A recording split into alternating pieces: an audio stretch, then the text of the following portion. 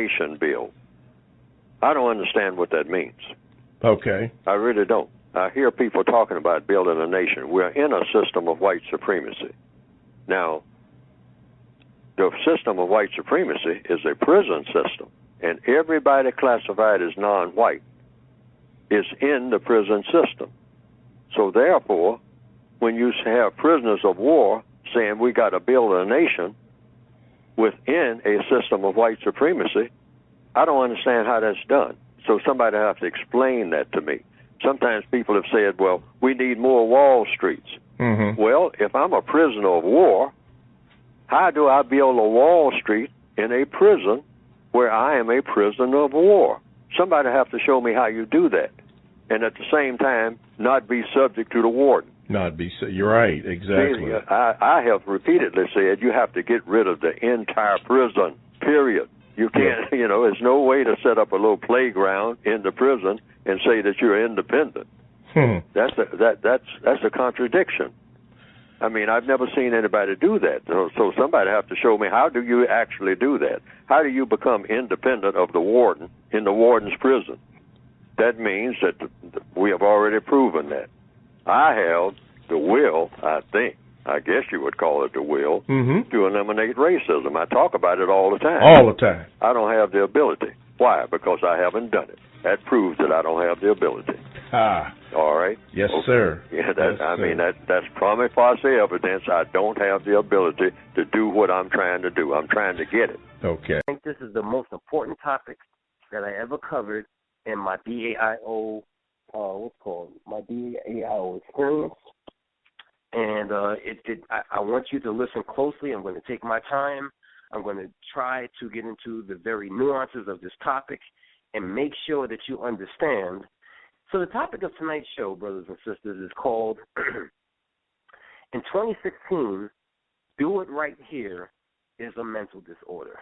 Let me read you my monologue.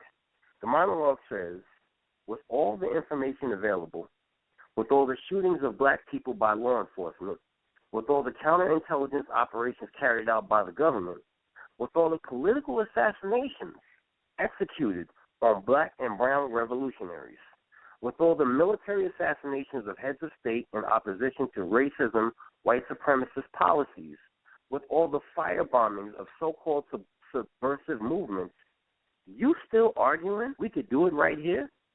This, my friend, is a mental disorder. And so, brothers and sisters, let me read this from the Honorable Elijah Muhammad real quick, and then we're going to get right into this. I hope you got a little bit of time. I hope you ain't got no place to go. You're going to spend a little bit of time with me, and whether you're catching this live, archive, download, you know what I'm saying, whether you're catching it because somebody put you on, somebody made a YouTube clip, or somebody just told you about us. We at the BAIO, and specifically Brother Minister Daoud, I really appreciate it because you make my numbers good. You know what I'm saying? You obviously responding to the message that I'm trying to give, that we as black people need to really consider getting behind the idea of an independent nation state off the shores of America, out of the control of this government, as well as then set up satellite communities here in America. Let me read this to you. Honorable Elijah Muhammad says to us, he says, what glory and honor does a so-called Negro get under the stars and stripes? No honor, no glory, only hell. We have proof of this by their so-called courts of justice. There is no justice for you, and Miss America knows. She would like to hurt every one of you and make you like it. It pleases her to do you evil. So, brothers and sisters, listen.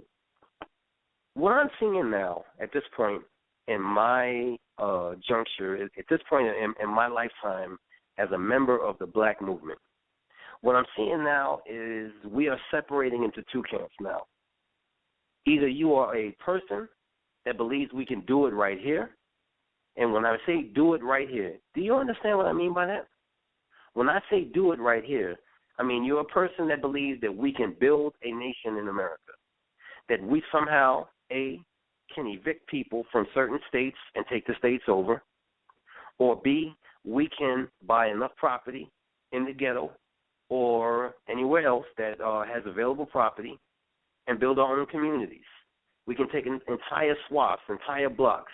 We can take entire areas, and we have the money we have the know-how, we have the people, and we're going to do that in America. You might think that we also can, take islands. There may be some islands that you may think that we can get. If you fall into this category and you think that we can, let me catch all the other words. You may think that by filing paperwork, by suing the government, by going to court system, that we can claim sovereignty here. You may think that we have a case, and that in arguing this case, that those who control the judicial system will recognize your paperwork, recognize the treaties that you that you use politically, that you can sue for government and things like that. You know, that's another aspect of doing it right here. And you may think that doing it elsewhere is asinine because you believe that we are from here, we are the original Aboriginal people, you know, we are connected to the Indians, blah, blah, blah, blah, blah. This is what you may think. I'm not clowning that. I'm just saying this is the camp that you fall in. However, on the other side, then you have those who are nationalists. Many people say it is only Pan-Africanist. However, a nationalist is a person that simply wants a independent nation off the shores of America. If you happen to say Africa, then you do. If you may think it may be someplace else, you do. We at the BAIO, we choose Africa for the place that we want to place our nation for a number of reasons. However, this is who we are. We are the people who want an independent continent off the shores of America. That's the foundation of it. The actual location of it is a secondary, to me, topic to the first topic and the first idea, which is to have a continent off the shores of America. I have to say that like 1,000 times because some of you knuckleheads, you don't get this. And so these are the two camps that we have today.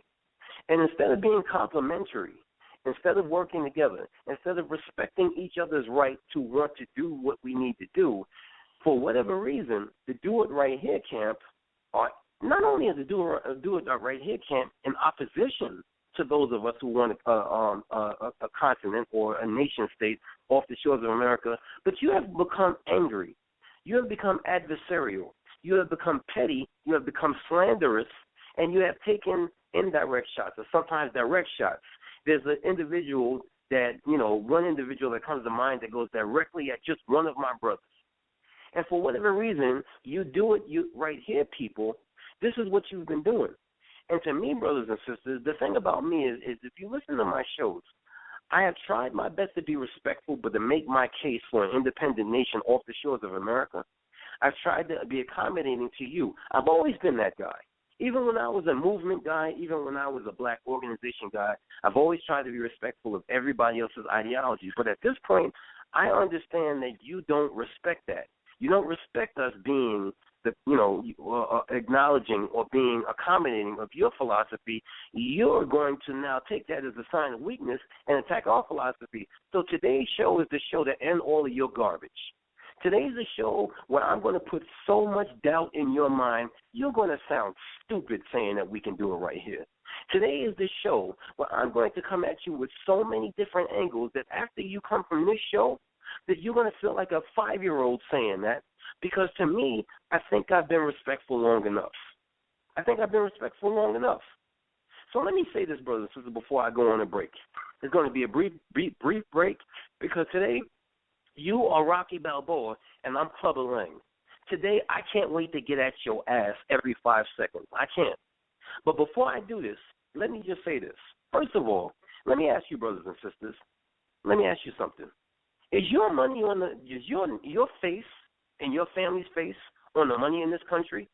Is your name on the dollar, the $2 bill, the $100 bill, the $50 bill? Mount Rushmore, which is known to have, some of the greatest leaders in America, is there a black face on Mount Rushmore? Because I haven't checked that. Is there a black face on Mount Rushmore? Brothers and sisters, is there a black, not business, not storefront, not barbershop, is there a black business, is there black corporations in America that have lasted for 300 years? I'm waiting. 200 years, 100 years. See, you brothers and sisters who talk this do it right here stuff, you are suffering from something that you don't even realize what you're suffering from. And it's a two-part suffering that you're partaking in. The first part of your suffering is that you are so locked in on doing whatever you think that you need to do right here that you can't even tolerate somebody else's point of view. You can't even tolerate somebody else's efforts to do what they're doing. I remember years ago, there's a brother who we are friends with, the BAIO, but he has a little bit of an adversarial existence with us. But either way, he said something and I respect it. He said, look, I'm not going anywhere else. I'm not leaving America. He said, but if you brothers want to do that, he said, I'll check on y'all. I'll check to see how you're doing. And if you have done something, I'll support it. See, I can respect that. What I can't respect is all this stupid YouTube side shots that are being taken and all of these Facebook posts by do it right here, guy, and do it right there, girl. Because the reality of the situation is your maniacal connection and obsession with doing something in America, to me, is a mental disorder. You are bipolar. In one breath, you say you want to leave. In one breath, you say you want to disconnect from the oppressor. In some breath, some of you say you hate the oppressor, even that you want to kill the oppressor. In the next breath, you call us crazy, you call us lazy, and you call us insane for wanting to take our skills, our people, our labor, our families elsewhere and try our best to do it on our own. How in the hell is that crazy? How are we lazy for wanting to do that? And how are we punks for wanting to do that? You know, mental disorders, personality disorders, bipolar, syndrome, all of these different things. You know, I went to a site and a couple of sites researching personality disorders and mental disorders. I usually lean on my good sister, Abena Africa, who is a mental health professional. And we've had so many conversations about this that I think that I could free flow with it at this particular point. See, from what I understand, and I'll read this to you, personality disorder. Personality disorders are deeply ingrained ways of thinking and behaving that are inflexible and generally lead to impaired relationships with others. I'm going to say that again because I know sometimes my phone messes up and I hate when I listen to it and it didn't come across. Personality disorders are deeply ingrained ways of thinking and behaving that are inflexible and generally lead to impaired relationships with others. Mental health professionals formally recognize 10 disorders that fall into three clusters, A, B, and although there is now known to be much overlap between the disorders, each of which exists on a spectrum. In addition to that, brothers and sisters, Black people, we are the people who go to psychiatry or psychiatrists and mental health professionals the least. Because in our culture, it is a sign of weakness for you to actually go and see some kind of psychologist, mental health professional, doctor, whatever. And so therefore, you and I as a people, we really don't like going to see we do not like going to see therapists, psychiatrists, quote-unquote shrinks, these kind of people, you know what I'm saying? However, white folks, and specifically rich white folks, they go see, they all have therapists, most of them, and they go see mental health people, professionals on the regular. Now, I remember, you know what I'm saying, just recently, on my birthday, I was out of town, and, very often I would like to go to TGI Fridays, even though it's expensive. They have a certain dish there that I like to eat, and they also have a certain drink that I like to drink. It's not alcoholic, but, nevertheless. So either way, in there, you know what I'm saying, I knew that the bill would be kind of high. I didn't want to deal with the BS coming from the company I was working for at that time. So I paid for it myself. I paid for me and one of my coworkers. And when I went there, there was a sister there, and she was taking my card, and, she saw that I was getting ready to grab the company card, but then I gave her my card. And when I gave her my card, she said to me, why are you doing that? I said, well, I don't want these people to try to come back at me, you know what I'm saying, and telling me that that it's too much money or whatever. So therefore, what ended up happening was she said to me, if I had a company card, I would spend it on a mental health day. I said, what do you mean? She said, you go through so much at a job, you go through so much in this world that everybody needs a mental health day. You brothers and sisters that cram do it right here down our throats. You brothers and sisters who are fixated on trying to, quote unquote, build a nation here, you have so much history of just straight evil and wickedness being done to us, not only just as a regular black person living in America, but as a person in the movement. You have reels of history. If it was on a ticker tape, the roll would be as big as a freaking roll of toilet paper with 300 tissues on it. Of various different cases of this government working against you and your black movement, completely dismantling it. But even with all of that history, you're still dead set locked on do it right here. But to me, you know where your mental disorder comes from? To me, where your mental disorder comes from is when you see a group of people like us that are organized and professionals. We're not brothers and sisters who are just running around in the street and we are on food stamps and we broke and stuff like that. And I'm not clowning anybody on food stamps or on welfare, but BAIO, for the most part, are professional sisters and brothers. We are all very successful in our personal lives, and we all just realized that we had to go through a lot to get there. We know that we had to go through a lot of stress, a lot of anxiety, passive-aggressive office politics, also had to turn gray to some degree in order to be where we were at, and we don't want that for our children, and we don't want that for the next generation. We really don't. And we know that no matter how successful we are, unlike what the RZA said, that we are one police officer away from being the next person that you guys are marching for. That's what we know. And you know what, Mr. Mental Disorder? That's what you know also. That's what you know also. You know that. And so your answer to doing that is to build something in the very country where all of this stuff is happening? How the hell do you hope to eradicate that? I'm not understanding that. So here's something that, and remember, as I read that article, what I want you to focus on is that your mental disorder causes impaired relationships. And the reason why I say that is very simple. It's because you are so dead set on your quote-unquote nation that you're supposed to build here, you don't want to hear anybody else's ideas. And when a Muslim like me, you know what I'm saying, says that I want an independent nation and I want it elsewhere, I want it on the continent of Africa, then that gives you all sorts of reasons to kind of come at me and you say, oh, that's not Islam, that's not the teaching Honorable Elijah Muhammad, that's not this, that's not that. Let me ask you something. What the hell does that have to do? What the hell does that have to do with anybody's teachings? It is basic common sense. It is a law of self-preservation and nature to want to have your own continent where your face is on the money, where your face is on Mount Rushmore, where your corporations are being built and where you control the school systems. Like, what is wrong with some of y'all? What is wrong? Brothers and sisters, Umar has been trying to build a school for almost 3 years now in this country, and you guys can't get that together. And y'all talking about building a nation? That man can't even get $3 million. Not saying that I support it, not saying that I'm against it, but that man can't even get $3 million for a school. And let me tell you something. Wherever that dude goes, massive amounts of people come out. And he can't get $3 million, and you guys are sitting there telling me you want to build an... Anyway, I'm getting off topic, ain't I? I'm getting off topic. So either way, brothers and sisters, either way, again, so that you can understand our position, because I know a lot of y'all don't listen to what we have to say. Not all men and women have to leave America. Very few men and women have to leave America.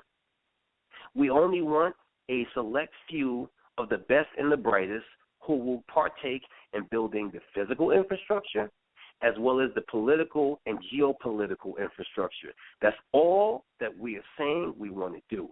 And eventually, as that is in place and as that grows, then more people will be invited to come over. Because you mean, like, brothers and sisters, let me just say this to you. This is not an open-bordered system. We got to know if you even qualify to come over. We got to know if you even qualify to come over. Because the reality of the situation is that we don't want no African COINTELPRO. We don't. It's just that simple. We do not want no African COINTELPRO. So therefore, the reality of the situation is this, brothers and sisters. Not everybody has to come over here. And once the headquarters is established off the shores of America, then you can create what's called satellite communities in America. But do you know what the problem with saying that satellite communities are a nation in America is? Because you don't control the infrastructure, which means that if you, quote unquote, like I saw somebody's post the other day, and they said something to the effect of, because this is always an indirect shot at people like me. Well, I'm going to fight here. Sure, you're going to fight here. And when you fight here, you're going to go down to the local power company and register for them to turn on your services. How the hell is that fighting here? How is that fighting here? How? Well, we're going to be living off the grid. You tell me how that's working out, especially in the wintertime. You tell me how that's working out. You call me, like the brother said about us years ago, you call me and you tell me how that's working out. Because to me, that it just doesn't make any sense. And finally, and you know who you are, because I know you listen to me because you use some of my concepts now. You, with your simple idea of, can we get a black lemon stand? You mean like lemonade stand? You know how stupid you sound? Do you know how stupid you sound? A black lemonade stand is a nation? That's what that is? I would argue that that's what I would call what most black organizations have in America is a black lemonade stand. So you come on YouTube to take shots of my brother, and you say that all you want is a black lemonade stand, and that's your answer to us trying to put together an independent nation, and in your mind you think that that's smart? Sometimes you need to tape yourself and listen to yourself. Because to me, that sounds like you have, without a doubt, a mental disorder. But let me say this before I cork out, brothers and sisters, because I know I got a lot of people chomping at the bit to call here. And let me calm my voice down for a second. Brothers and sisters, do you understand what happened to the black movements here in America? Do you understand what happened? Do you understand what happened to the nation after the Honorable Elijah Muhammad passed away? Do you understand what happened to the Garvey movement after he was deported? Do you understand what happened to the Moors after Noble Drew Ali was murdered? How that organization vanished and disappeared? Do you understand that the Nation of Islam was $1 billion empire that dissolved in 3 freaking years? Do you understand that? Do you understand the Garvey movement, as huge as it was, how quickly it dissolved? Brothers and sisters, you cannot get rid of organizations like that quick, with businesses that quick, if it did not have help by the oppressive host country. And when you, like Neely Fuller said in that clip that I played, when you're sitting here and the only thing you could talk about is that we need more black Wall Street and we need more black this and black that, I, as a member of a movement that never reached the glory that it had back in the days, can tell you, you have a mental disorder, B, and you need to seek help. Like, you know everything. You do. You have it figured out. Like, you have a comprehensive plan to do it right here. And the funny thing about your comprehensive plan to do it right here is you did not factor the fact that your infrastructure is controlled by somebody else, and nobody, you mean like, does it make sense for somebody to leave a state, leave the power grid, leave the railway system, does that make sense for them to leave all of that to you simply because you want a court battle? Does that make sense to you? Like, I listen, this is what I mean. Like, when I put this title out, I know a lot of you thought that I was going to, I was just joking. I really believe you have a mental disorder.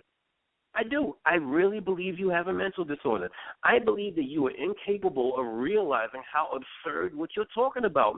It doesn't make any sense. And because of that, it's causing an impaired relationship between us and you, because we are simply your brothers and sisters. We are simply trying to help. All we want to do is end this. That's all we want to do. When we ask what the end game is, and we say that the end game is land, infrastructure, and nationhood, we mean that. And what we're trying to do is we're trying to give you a better tomorrow. And when we say that we're trying to give you a better tomorrow, that means that when we have an independent nation in which we control, you mean like, brother, sister, you could point to corrupt African nations until you blue in the face. You can. First of all, BAIO is not trying to go be a part of Nigeria. Let's get that out the way. BAIO is not going to be a part of Uganda. Let's get that out of the way. BAIO is not trying to bring a host nation and put it inside Ghana. We are trying to go and get territory that is unclaimed and unused. And listen, brothers and sisters, you don't think the whole Africa is claimed by now, do you? As huge as that country is, you don't think that every square inch of that country is taken? Is that what you think? Because if that's what you think, then you really got a mental disorder. And to me, that's what the whole concept of mental disorder speaks to. What it speaks to is the fact that in our minds, we have so far had nation within a nation beat into our heads that we can't see any idea of doing anything else. And the funny thing about it is that, let me tell you something, brothers and sisters. I know I'm gonna go a little off topic just for a second before I get back to what I'm going to say, which I want to talk about COINTELPRO, but I'm going to get back to that for a second. You know, when you see a black man or a black woman, and you see them doing some really prestigious work. Let's just say you see somebody like doing high level, like running an entire service system at a college or a hospital or something like that. Man, do you know what that person had to do to get there? Do you know what they had to do to get there? Let me give you a hint. It wasn't just get certified, okay? It wasn't just get a piece of paper and get certified. They had to turn absolutely 1,000% gray. And if you don't know what I mean by turn gray, that means they had to go neutral. They had to be neutral. They had to sit around and listen to racist white jokes. They had to turn the other way when white people said this and that to them. They had to turn the other way when. That's why I'm in the trades, brothers and sisters, because I'm not going to take white people's BS too much. I'm just not going to do it. When I get on that job and I start seeing unprofessional stuff, that really angers me. It stresses me. It makes me want to quit. First of all, it makes me want to go off on the unprofessional people. But then second of all, it makes me want to quit because if when I come on any job and I see people doing stuff that I know we're not supposed to do, what angers me initially is, how was y'all tolerating this before I got here?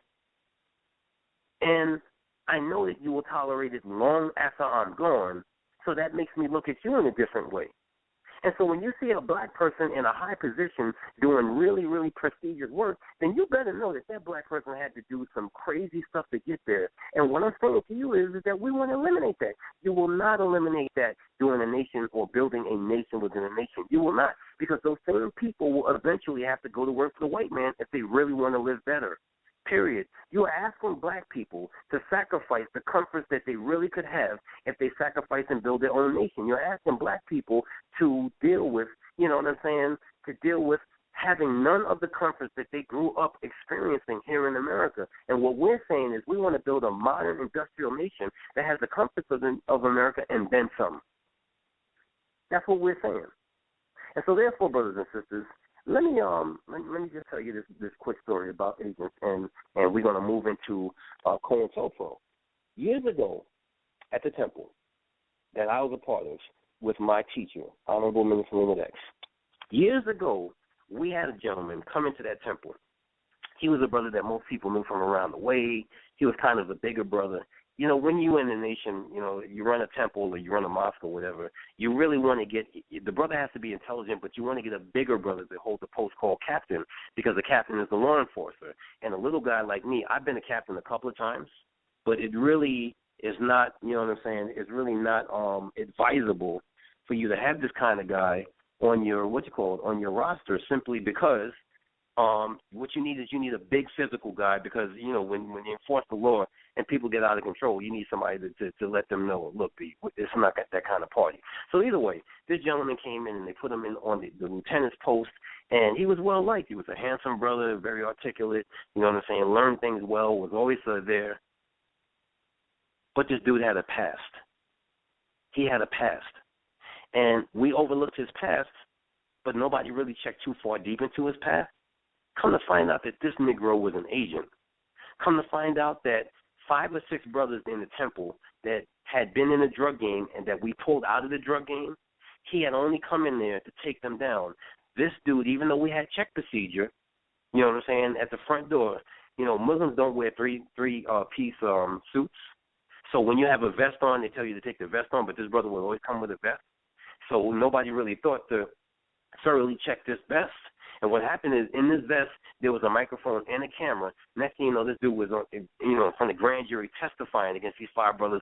All of them dudes went to jail. So, see, you can sit there and you can talk about COINTELPRO from what you read in some book or saw on TV. I lived COINTELPRO, B. I lived COINTELPRO. That was the most scary freaking thing I ever, because that dude came to my house a couple of times. You know what I'm saying? Like, that dude was on the phone with me because I was, I was first officer. He was a second officer.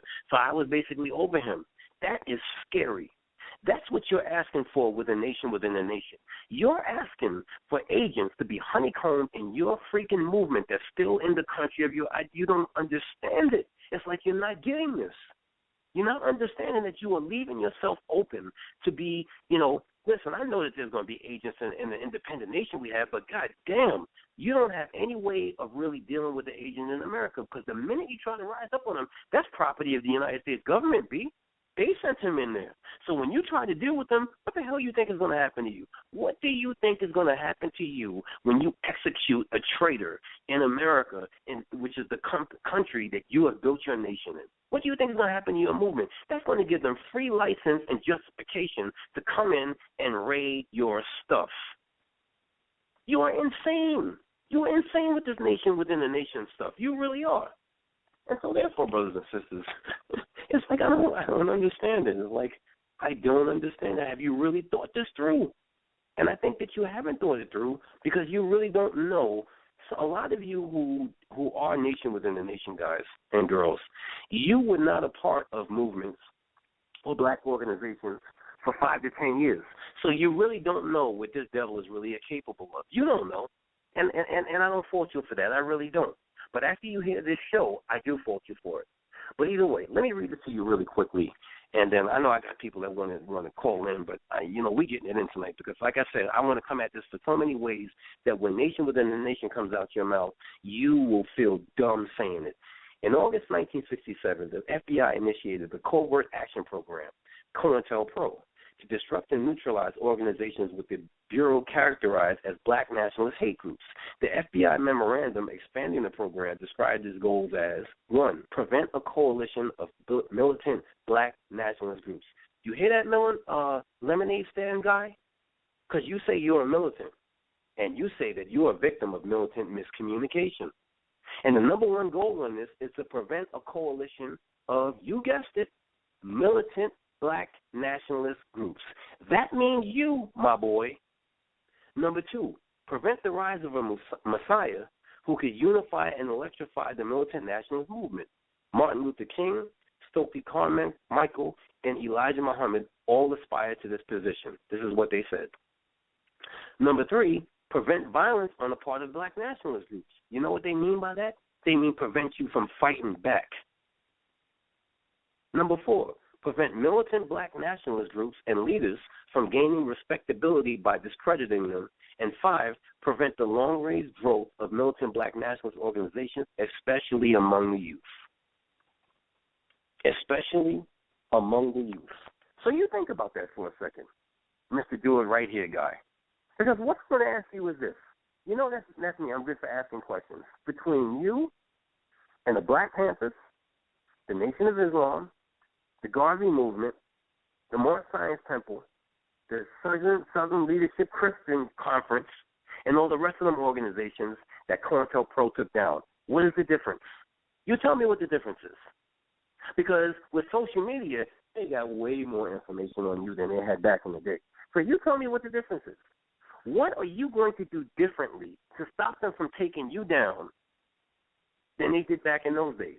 And I'm going to give you an analogy, and then I'm going to bounce. And then we're going to take calls, okay? So check this out. I said this before, and I say it again. Do you know why you fail as a criminal in America? Do you know why you really can never really make a career out of criminality, i.e. selling drugs, gangbanging, robbing? You can't make a career out of it. You know why? Because a person is most powerful when they concentrate on one thing. Now, I have my brother Max 611 on the line. He's going to come in a couple of minutes. But he will tell you that all sports, being basketball, baseball, football, are made of specialists. Dudes who really specialize, they may be good at a couple of things, but they're great at one thing. You know what I'm saying? You never will be great unless you focus on one thing and become excellent at that thing. So here's the thing. As a criminal, you got to commit crimes. You know what I'm saying? You got to watch out for dirty customers, and you got to watch out for the police. At the same time, you have to make sure that your bottom line is together. I mean, there's many dangers you got to deal with. Guess what the police have to do? They have to put resources, study, and manpower together to come lock your black ass up. One goal versus 5 goals. Who do you think wins? These dudes have nothing better to do than to put money towards locking your black ass up. While you got all those other things you got to worry about and plan and deal with and do, they have one thing. They have unlimited resources and nothing but time to scheme on and plot to get you and get you good. And that's why nobody ever wins. Listen, brothers and sisters, I'm a minister. I sit in rooms full of people who have been convicted. I do. And listen, these are my brothers and these are my sisters, point blank. But the reality of the situation is the best of them tried, and they were not able to do it. So likewise, I'm not saying that as a militant and as a do-it-right-here guy or girl that you are a criminal, but what I am saying is if you're trying to build a nation, you got a lot of different things to worry about. And the government of the United States has one thing to worry about, one freaking thing only. And you know what that is? Down your organization and assassinate your leaders at all costs. And what are you going to do when that happens? To me, if you are not taking that seriously, that means to me you got a mental disorder. You know, brothers and sisters, did you know today is the anniversary of the assassination of Patrice Lumumba? Did you know that? Do you even know who that is? Nation within the nation, guy and girl. Do you know who Patrice Lumumba was? And do you know that today is the birth date of that? And do you know that the United States just admitted that they did that a couple of years ago? Do you know that? So I'm not trying to promote fear or pump fear into anybody's veins and say that this is the reason why you can't do it right here. But what I am saying is that you have to look at all of these factors. And when you look at all of these factors, for you to discount our idea and then turn around and say your idea of building a nation within a nation is the final frontier, is the only idea, that's insanity to me. Because don't you understand all that went on in the history here? Does the history not mean nothing to you? I don't understand it. You know what I'm saying?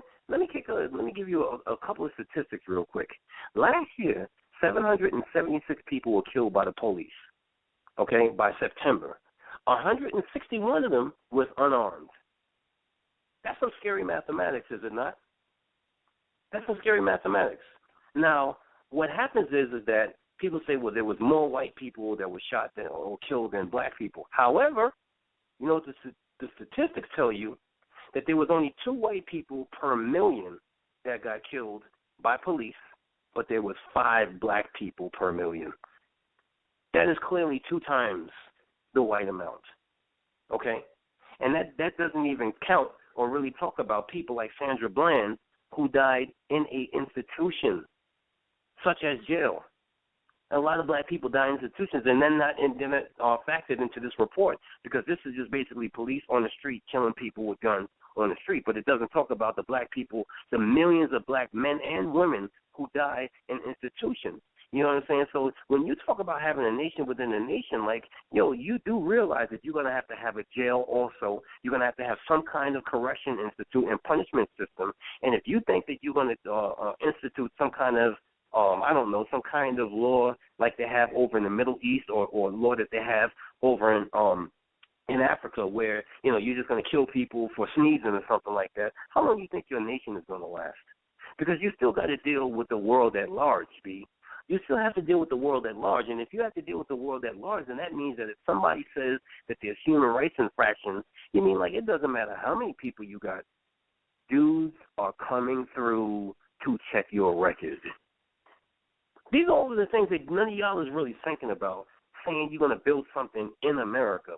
You're not even thinking about that. But either way, I listen. I have so much more material, but I'm going to give other people a chance to call because it's about that time. So let me bring in my brother who's been waiting patiently. Caller from the 646. My brother, is this Mac? Yes, sir. Peace, brother. Peace and love, brother. How you doing? I'm good. Fighting a little cold, but I'm about to knock it out once I get off the phone with you. I hear you. I hope that ain't you're gonna knock it out with a shot or something. Nah. Natural herb. Yes, sir. I know. I'm just messing with you. This is my brother, brothers and sisters. This ain't somebody that just called in. This is my brother. So anyway, go ahead and add on, big brother. Let me hear what your thoughts are. I love the format that you're using, and you're dropping many jewels to everybody. To those that think we can do it right here, just do your research. When going back to Abraham Lincoln, when he freed us, he neither cared whether we were free or not. He cared to keep this union together, to keep the United States together. Right. So we weren't even, we weren't even in that equation. They did not care about us. They don't care about us. Right. What you brought up about COINTELPRO. Any movement that comes about, they're gonna try to destroy. And doing it right here is not gonna work. It's not feasible. We can't. There is no nation within a nation, I don't think, anywhere in the world. So we need to stop that. Exactly. We need to stop that. It's like you said, we go to work, we want to go home, we want to be safe. Can't do that with the beast. I'm talking about the police. Right. They engage in a way that any interaction with them is going to be bad for you, for me, any of our brothers and sisters. And exactly. Even although there are some cops who do their job and go home, but they support the system because they don't turn in any of the people who are doing bad. Exactly. And you see my posts. I call them a gang, which they are. They're a gang. The Blue Gang. Yep. The Blue Gang. Yes, sir. Is in our community and they against us. And what you said about what went down in your mosque with the brother is people amongst us now who aren't correct, and they looking to do what they need, what they want to do, which is be corruptive and not be positive. And for those that don't wanna they don't agree with us, disagree with us, but don't do what y'all been doing and attacking other brothers that are here with us. Cause exactly. We about to leave and y'all can stay here. And word up. Try to deal with this beast, because you're not gonna be able to deal with this beast at all. And they have so many systems set up that it's impossible for you to win here. So. And I'm going to digress. Well, thanks, big brother. Thanks for calling in. Always appreciate your calling and your presence. No doubt. This is my brother Max 611. He's one third of the trio being Max 611, Big Brother R, and Sister Ivy on In the Paint, which is an independent on Blog Talk Radio show that deals with sports. And this is my personal friend. So, Big Brother.